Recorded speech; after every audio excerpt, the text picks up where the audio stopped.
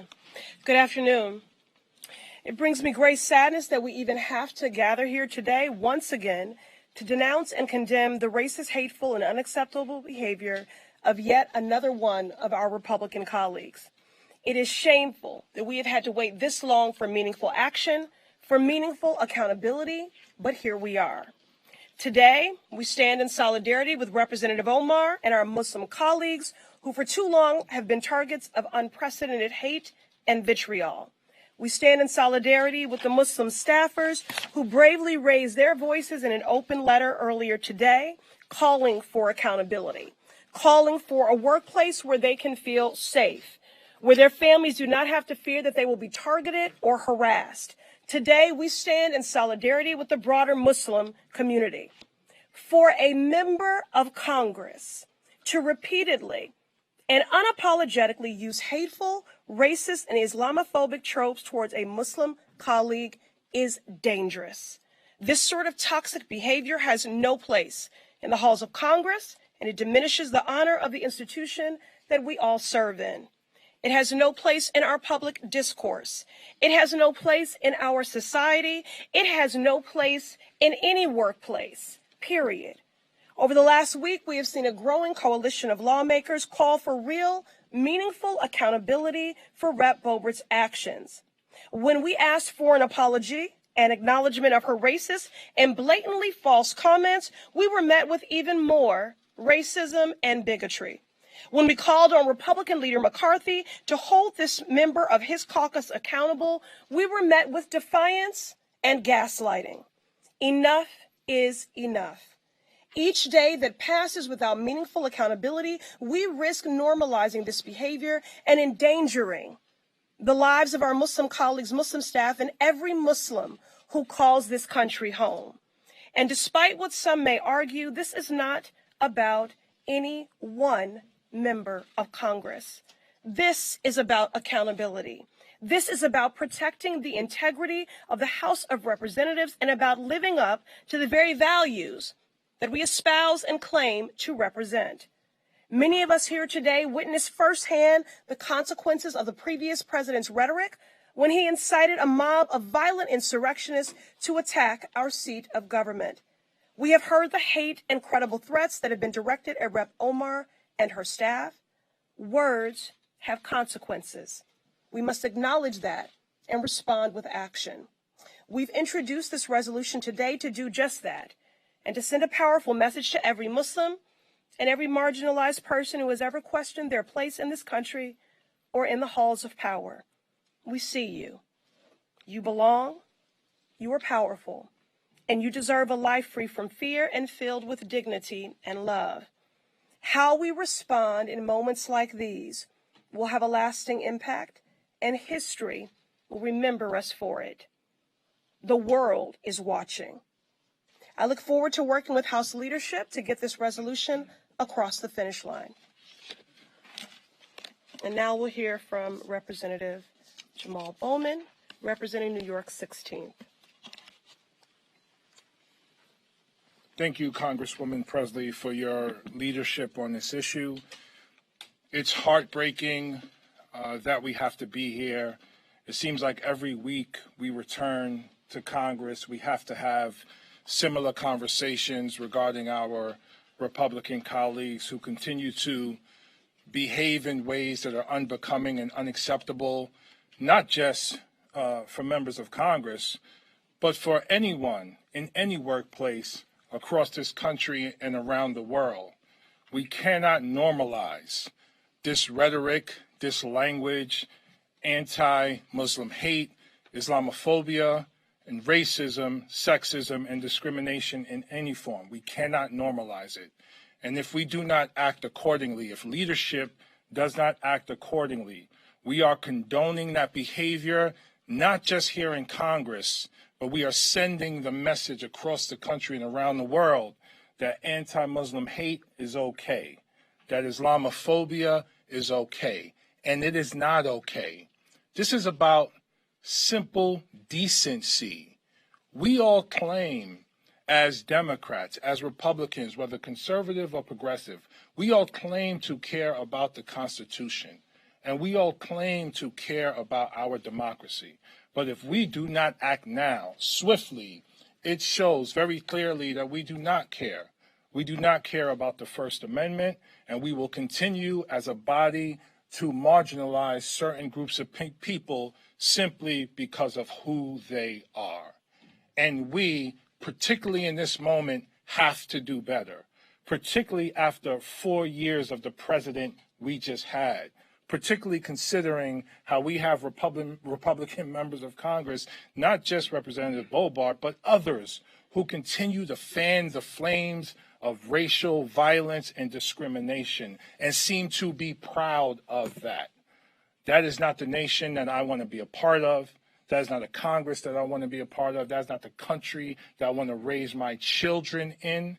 And I worry about the message we are sending to children across this country, despite what our Constitution and our democracy is all about. So we stand here in solidarity with Congresswoman Omar, Muslims across this country and Muslims around the world. And we demand that we do better, and we demand that we evolve into and become the strong, multiracial, multi-ethnic democracy that we can be and must be. The world is watching. So we must send a strong message. If we are about democracy and Constitution and the Constitution, then we must show that. And I want to say personally, representing New York 16, that I am about love and caring for all people, and I encourage all of us to be about the same thing. And as a former educator, I encourage us to be educated on our differences as a nation, because only through that education will we be able to come together and respond in this moment, not just to Congresswoman Boebert, but all of the other rhetoric that's happening across our country. Thank you very much, and it's my honor to introduce Representative Cori Bush. Okay. Good afternoon, everyone. St. Louis and I will not stand by and allow Islamophobic, racist, and insightful attacks to go unchecked. St. Louis and I stand here in solidarity with my sister in service, my good friend, Congresswoman Omar, because we need this country to know. We need our own leadership to know that no member is above accountability. St. Louis and I did not come to Congress to watch bigots parade around our workplace, abusing and harassing our colleagues. Congressional leadership has a responsibility to show that this kind of behavior is unacceptable everywhere, and that work must start in the halls of power. Kevin McCarthy and his Republican...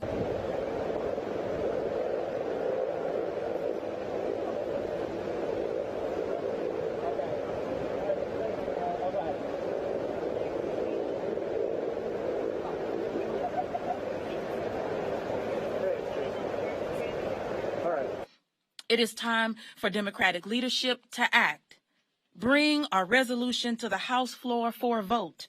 Show this country that we firmly stand against Islamophobia and that we will protect Rep. Omar and the livelihoods and the lives of Muslim communities around this country.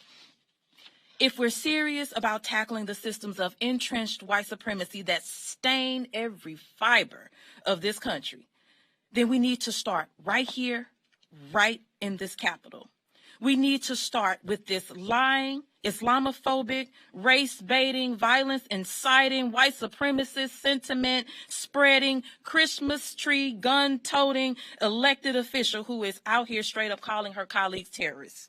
Lauren Boebert is a danger to this country.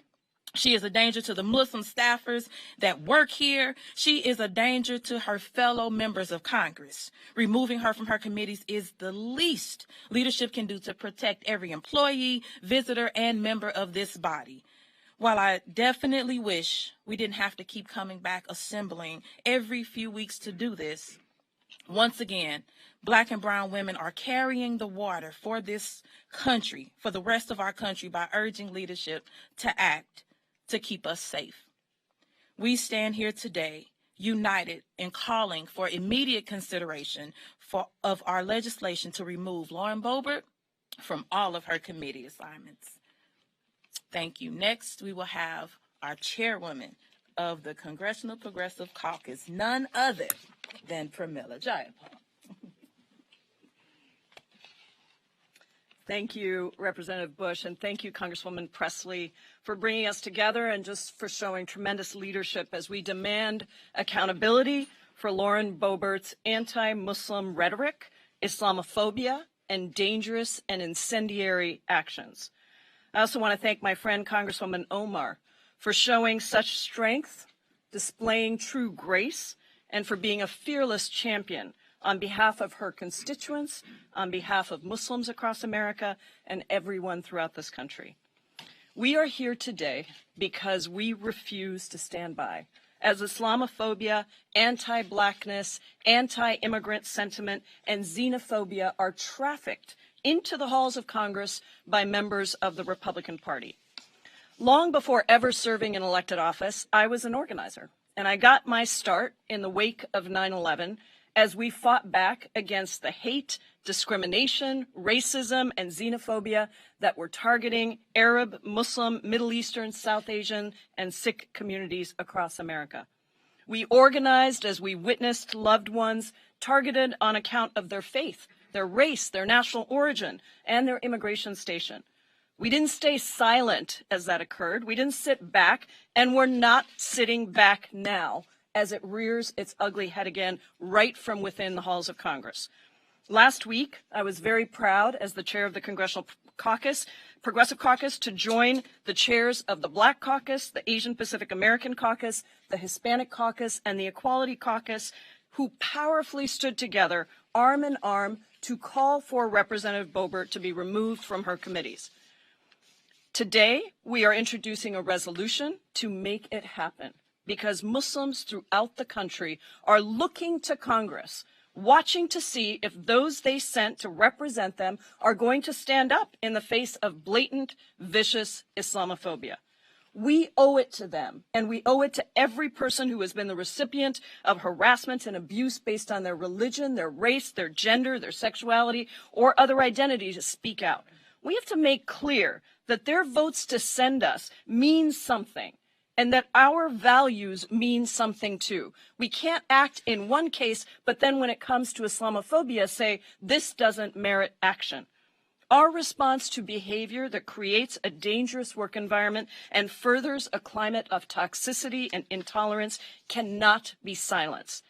Congress cannot forego accountability when a member engages in hate speech that dehumanizes not only a colleague, but an entire people and puts their lives at risk.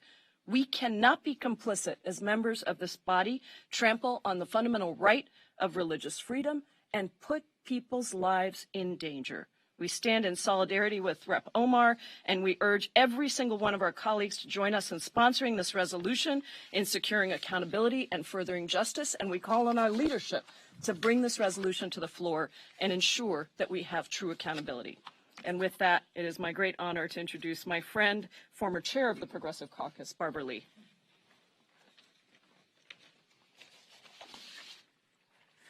Thank you very much, Chairwoman Jayapal, and thank you for your tremendous leadership. Also, to Congresswoman Pressley, thank you so much for once again stepping out there, being bold, being visionary, and making sure that the word goes out that hate will not be tolerated in the House of Representatives and here on Capitol Hill.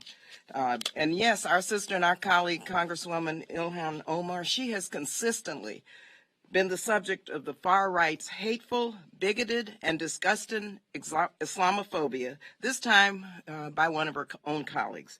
And so we're here today to send a clear message that hate will not be tolerated in these halls of Congress or anywhere in this country. You know, this type of hate speech really is beyond the pale. Republicans just want to look the other way when members of their caucus send out death threats to other members. When Republicans don't condemn death threats against their colleagues, it sends a message to the public that these threats are condoned. And so let's be clear, hate speech can turn to hate violence. Their silence in light of these threats speaks volumes. You know, this week the administration, the Biden administration, is hosting a democracy summit, which I was part of as we kicked this off. This country prides itself on religious diversity and inclusion. And this means that we will protect all people of all faiths, and that means Islamophobia will not be tolerated. Yes, Congressman Jamal Bowman indicated and said very clearly the world is watching. Well, it is truly watching at this moment, given the Democracy Summit that we're participating in. Now, it might be easy for Ms. Boebert to shrug this off as a joke, as she tried to do, but for the many women and people of color and Muslims who deal daily with the threat of physical violence, this is no laughing matter. As someone who, for decades, has had to live with death threats, this is a moment, let me tell you, this is a moment where we have to say, enough is enough. And so I want to thank all of our members here who have stood up and come forward with this resolution and with our letters saying that, because hate speech, again, we all know that it can lead to hate violence. Death threats can lead to death. And shame on Leader McCarthy for remaining silent as his caucus goes unhinged, compromising the safety of our colleagues.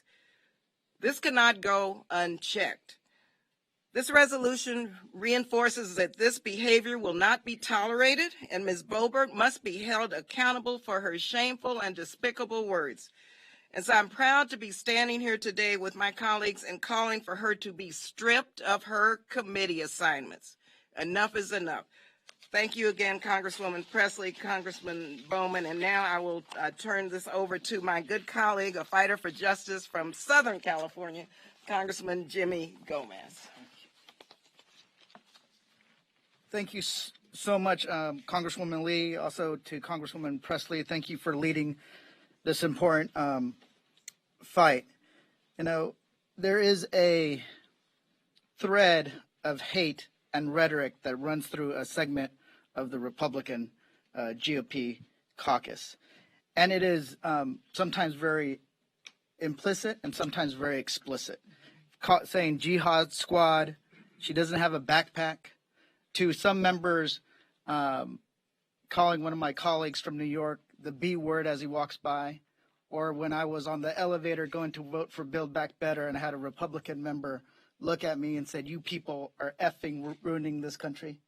There is a segment of the Republican caucus that is using rhetoric in order to try to tell us you don't belong here.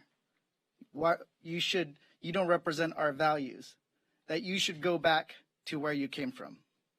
And it is something that continuously occurs inside the building and outside the building.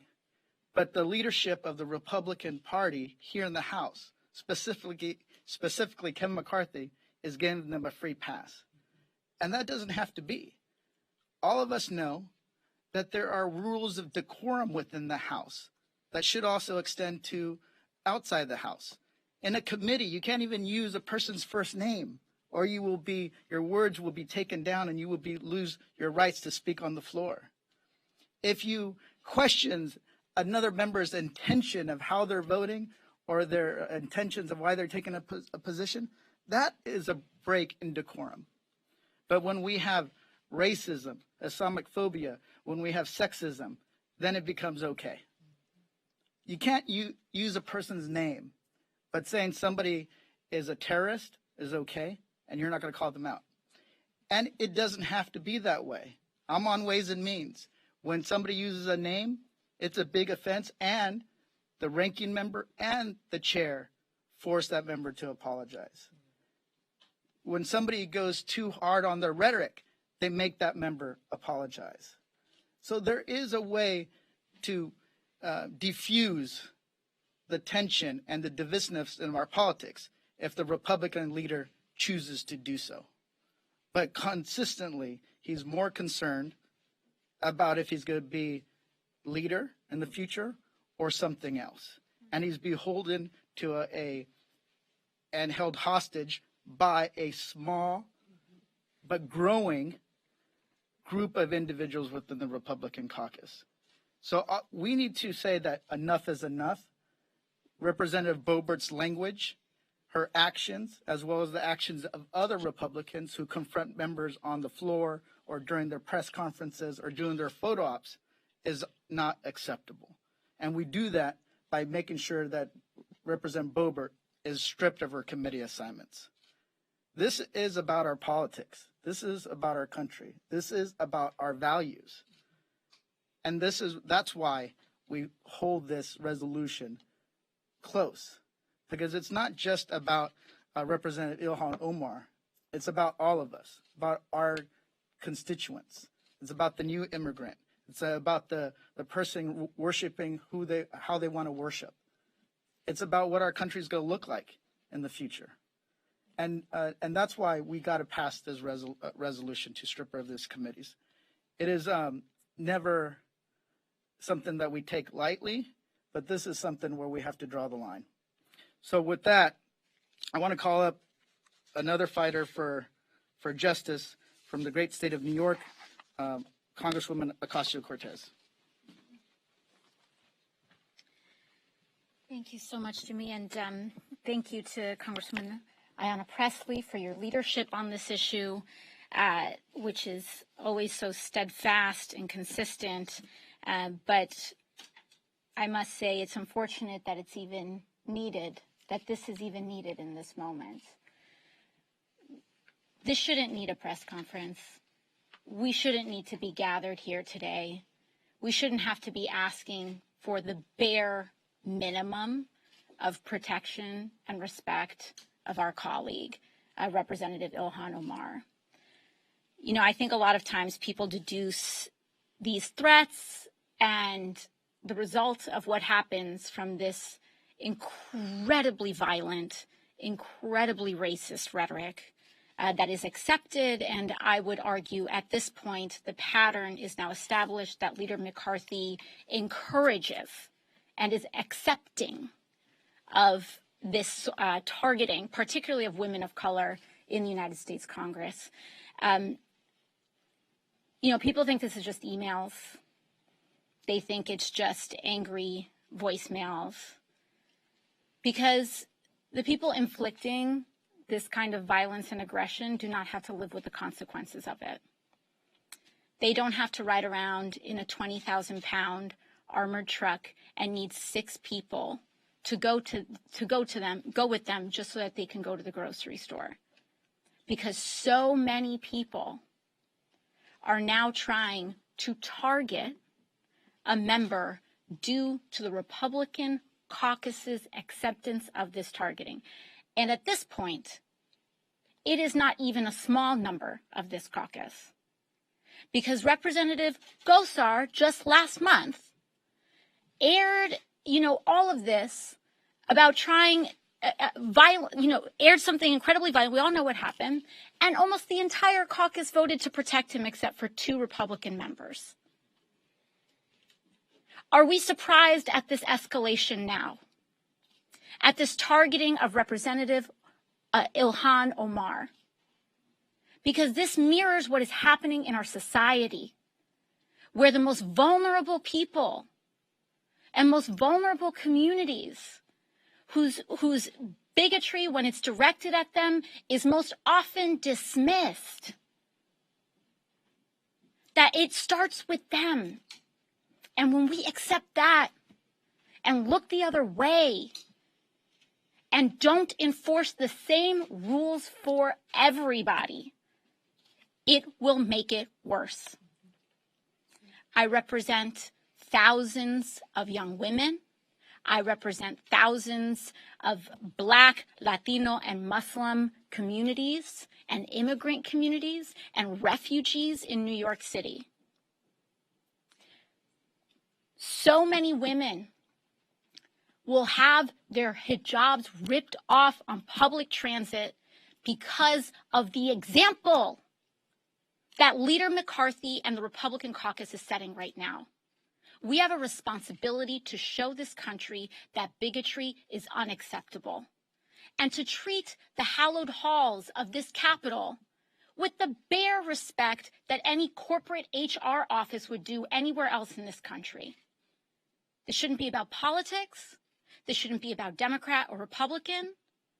This should be about what is completely unacceptable in any context anywhere in this country. Representative Boebert, whatever her intentions may be for her racism and flagrant bigotry, needs to experience a consequence for her actions, whether she's seeking it out or not. Because when we inconsistently apply consequences to bigotry, we invite more people to test these boundaries. It's pretty simple. You threaten a colleague or you incite incredibly racist rhetoric against a specific colleague of yours in the United States Congress, you do not have committees. This should be simple. This should be easy. Unfortunately, the Republican caucus is not making it easy, but we should. And I'm so grateful to the clarity of conscience of so many of our members that are standing here today, and many who aren't able to stand on this stage right now who also feel the same. And it is important that we set this message here, now, and forever moving forward. So thank you very much, and I welcome my colleague Rashida Tlaib.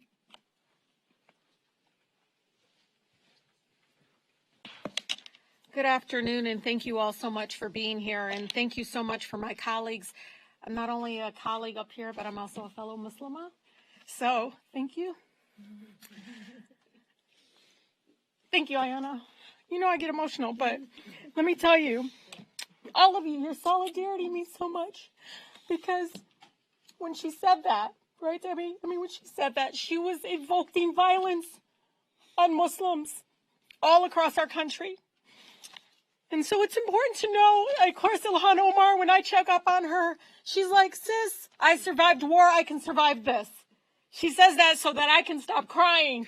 But I also know that this is hard. This is hard for all of us. You know, women in politics, the violence towards us is increasing.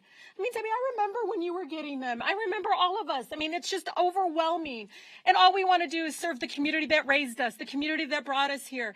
We do it so much from love.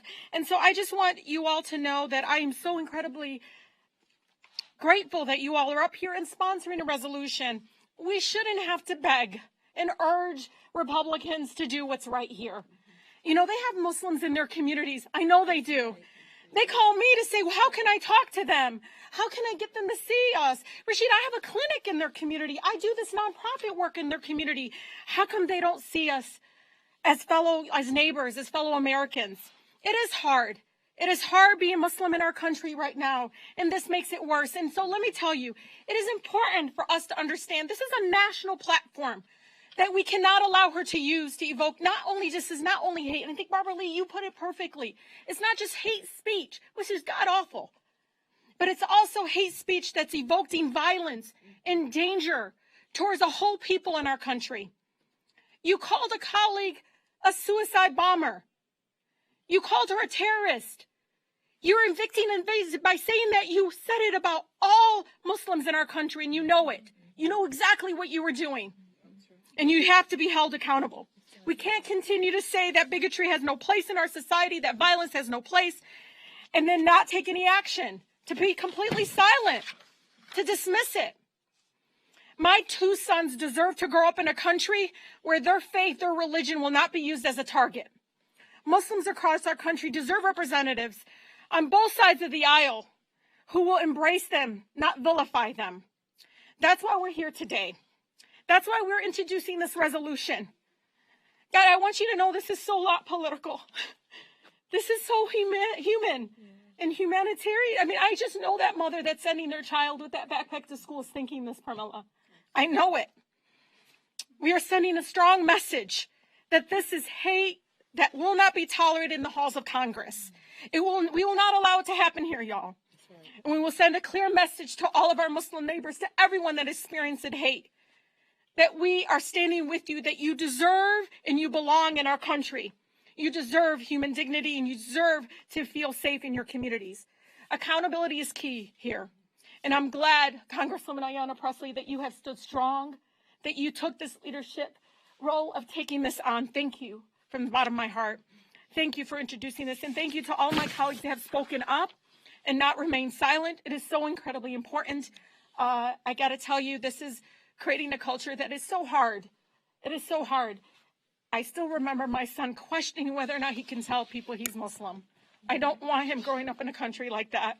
And we can't allow a colleague to be able to evoke that. We can't. It's just wrong because it is increasing violence towards Muslims. And I don't want to see the hate crime statistics go up. Behind every hate crime is a mother, a daughter, a sister, father, anybody. We've seen it over and over again. And I'm done. I'm done staying silent. And I'm so glad. There might be only 3 Muslims in Congress right now, but I feel like we have hundreds right now up here standing together. So thank you so much. I don't know who else is up. Is it Debbie? Oh, Debbie Wasserman-Salt, come on up. Thanks, sis, for being here.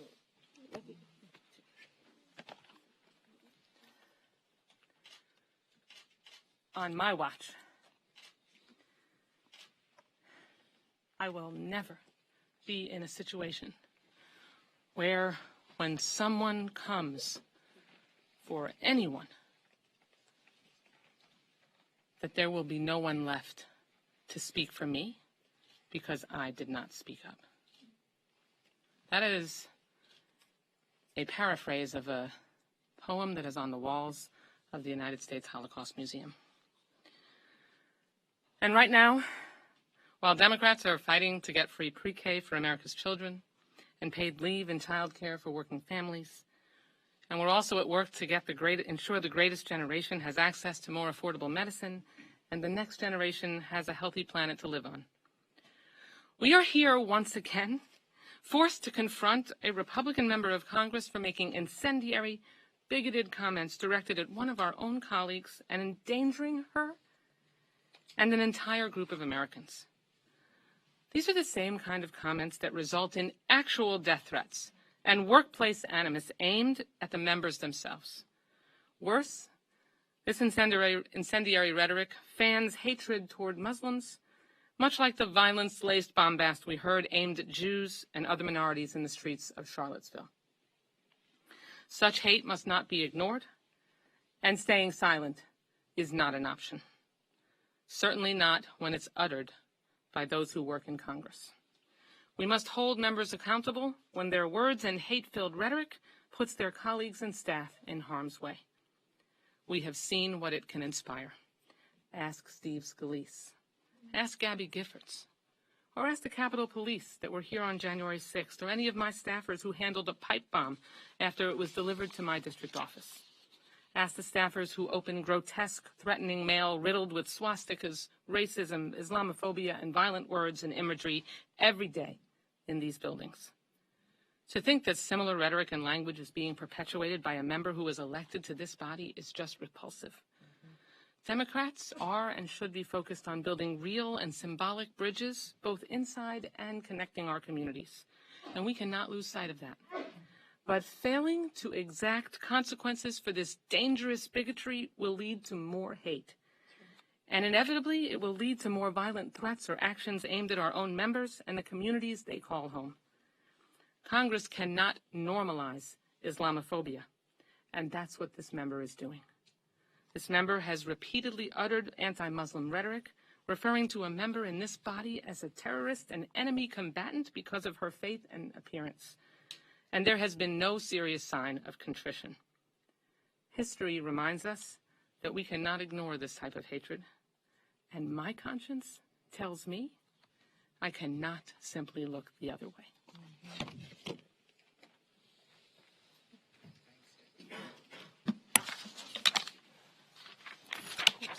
Thank you. Sorry. Thank you. Okay, we'll take the first question from CNN. Congresswoman Pressley, Speaker Pelosi has not yet supported this resolution publicly. What assurances do you have from leadership that this will be put to a vote on the floor? And if it doesn't happen, what other steps are y'all planning to take if this doesn't end up going to the floor? Yeah, well, first and foremost, let me just say that, Speaker Pelosi has always demonstrated her support for Representative Omar and others, their religious freedom, which is why she changed the rules so that Representative Omar could wear a head covering on the House floor. We've been in ongoing a conversation with Democratic leadership, and I'm confident that there will be action taken. And there must, because inaction is to be complicit in Islamophobia. You know, I don't know about all of you, but Build Back Better to me is about much more than an infrastructure bill. We're at an inflection point as a nation, and I refuse to accept that to be gay is for it to be par for the course to experience homophobia. To be a woman, is it par for the course for you to experience misogyny? To be black is par for the course, or immigrant, or Hispanic, or Asian, that is par for the course that you will experience hate. You know, I'm just centering every day the words of Angela Davis. I'm no longer accepting the things I cannot change. I'm changing the things I can no longer accept. And inaction is to be complicit. So we need accountability. Representative Boebert should be stripped of her committees. As I said, the world is watching. This is not just about Representative Omar. It is about every Muslim that calls this country home. And I might add, also a formidable voting bloc. That this will happen? I am confident that we will reach a resolution resulting in accountability, and every option must be on the table, because without accountability, we embolden further action like this. And as Representative Lee made eloquently plain, that hate speech leads to hate violence. Thank you. Yes, in the gray. In the gray. Yes. And any of you may address this. I'm curious, you just spoke about inaction and complicity. I'm curious at what point, given the difference in time between, say, when the House moved to punish Rep. Gozar over his video Ocasio-Cortez, at what point do you believe House leadership and Speaker Pelosi do become complicit in failing to condemn Islamophobia? Well, it's no secret that Islamophobia has really been a part of our national discourse for too long. But again, Speaker Pelosi said from the beginning that she would always fight Representative Omar's freedom for her freedom of religion. Again, it's why she changed the House rules to allow people with religious head coverings on the floor. I expect that she will lead on this. What I'm looking for in this moment is equitable outrage. But I also don't want us to confuse things here, because only one party's president tried to ban every Muslim from this country. Only one party has said the problem in this country is Muslims. Only one party has members saying the opposition have suicide belts. So, in this moment, it's about equitable outrage. It's about consequences. Representative Omar and every Muslim aide who submitted this open letter today on behalf of their families and their communities, speaking to the real vulnerability and fear that they live with every single day. They deserve and demand nothing less than accountability. Otherwise, we are emboldening hate speech and hate violence, period.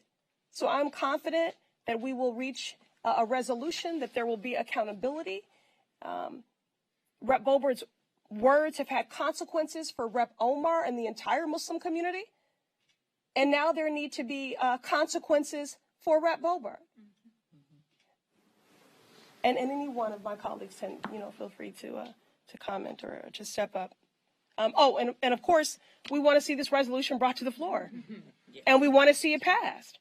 Congressional intent is a powerful tool. And every tool should be on the table of accountability, should be on the table in this moment. Yes, on the brown. Yeah. I'm sorry, I'll get to this side, y'all. I don't mean to be not equitable here. Okay. So this would be the third instance this year of Democrats looking to hold a Republican accountable for offensive remarks, and the second incident in a month. What is your response to members that might be saying, are we going to do this every time somebody says something that is racist or that is Islamophobic or anything of that nature? Do you think there's the stamina to go through this the next time something like this happens? Well, unfortunately, there's been the stamina to remain quiet in the face of decades of these sorts of bigotry and racist tropes. So if we're going to have stamina for hate, we sure as hell need to have stamina to denounce those things which we reject and to affirm those things with which we hold dear. Can I answer? Yes. Thank you. As some of you know, I sponsored the resolution that stripped Marjorie Taylor Greene of her committees. And, you know, in the last few weeks, we stripped Congressman Gosar of his. And in each of those standards, it was because we're the only party that actually has standards when it comes to holding members accountable. Usually, over the time that I've been in Congress, which is 17 years, each party has held its own member accountable when that was warranted. The Republican Party, led by Kevin McCarthy, has abdicated that responsibility. The standard that was used in the last 2 times in which we stripped a member of their committees was when they brought danger or promoted the killing of another member of Congress. In this instance, there is no question that when another member suggested that this member was a suicide bomber potentially, or had explosives in her hijab, that endangered her life.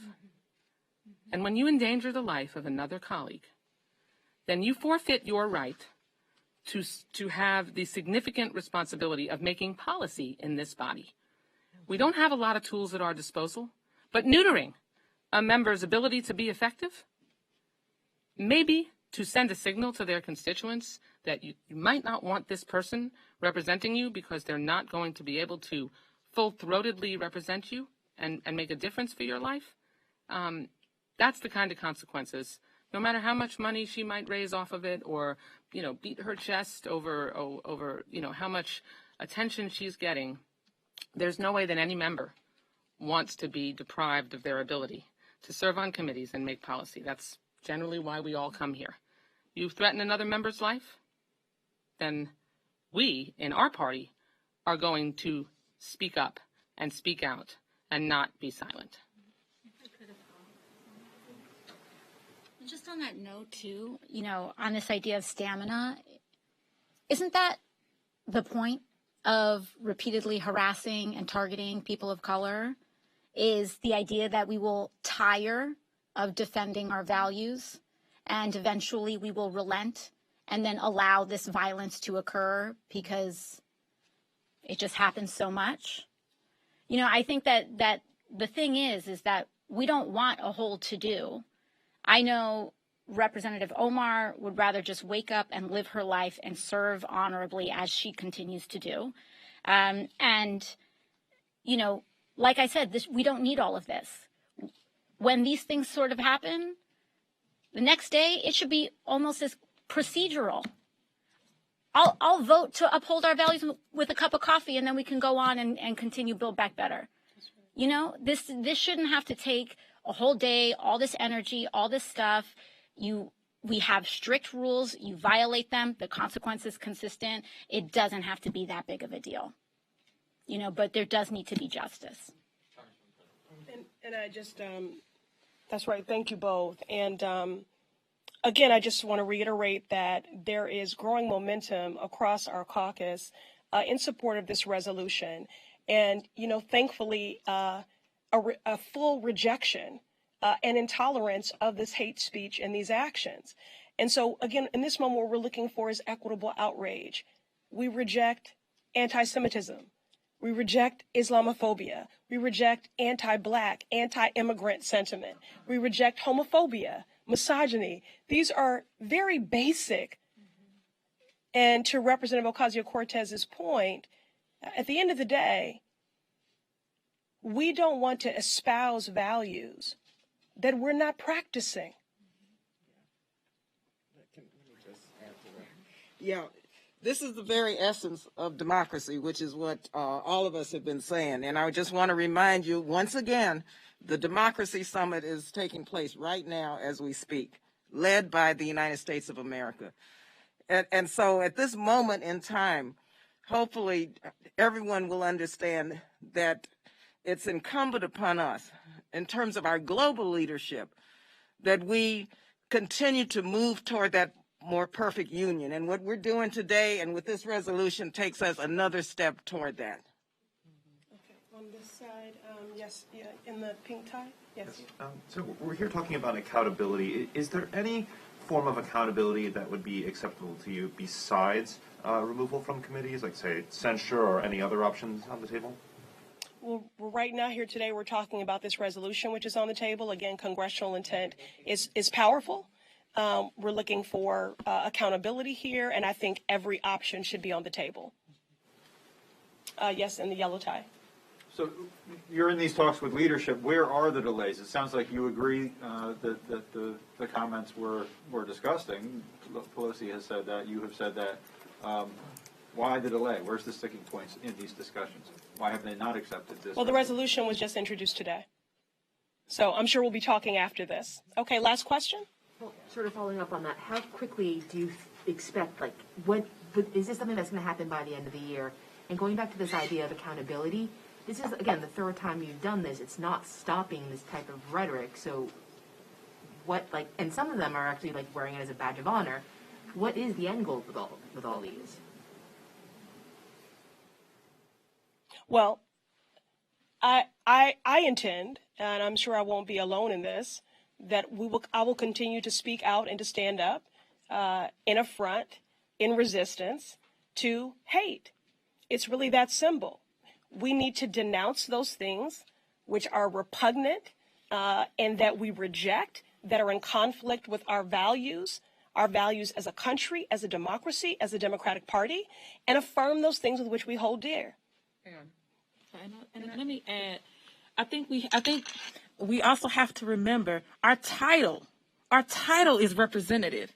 And so if we signed up to represent, we didn't sign up saying these are the people that I will represent in my district. We signed up saying that we will represent the district of whatever that is, meaning all the people within that district. But we also signed up to be in federal office, which means that our words, that the power that we have affects the entire country, which means every single person in the entire country. And it is our job to respect and uphold the dignity of every single person in this country. And if we choose not to, then we should not be in the seat. And you forfeit that by saying, by calling out a group of people and making them to be something that they are not.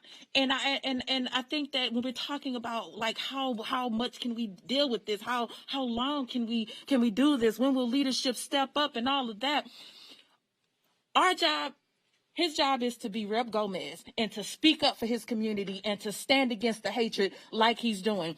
And whatever that looks like, that's how he pushes. The same thing with the leadership of Rep. Pressley. She stands up and she speaks out for her community, for her district, the way that she knows she needs to. So it's not about how long can we make this happen. I've been Black in America for my whole life.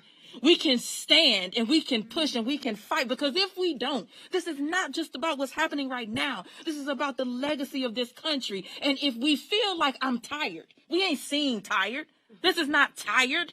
We can continue to fight and push. And there is no amount of rhetoric or hurt that can come against us to make us say enough is enough of us fighting something that we should not have to fight. It's our job. We signed up for Congress. It is our job to make sure that our people are safe in this country. I'm sorry. Can I just, I want to respond to what you said, because it's important to understand that the threat of losing your committees is a powerful disincentive. We have already removed 2 members from their committees, and you say that it keeps happening and it hasn't been effective. I would argue that it probably has been effective, because there's plenty of extremist members on the other side of the aisle whose staffs may have brought them tweets, who might have thought about saying something and then thought twice, because they know that there's a consequence potentially hanging over their head. So even the introduction of this resolution demonstrates that you will be held accountable for what you say if you threaten another member. And I think that's important to note. That's the final question. That's the final question. Thank you very much. Thank you to all of my colleagues. And thank you to the ancestors.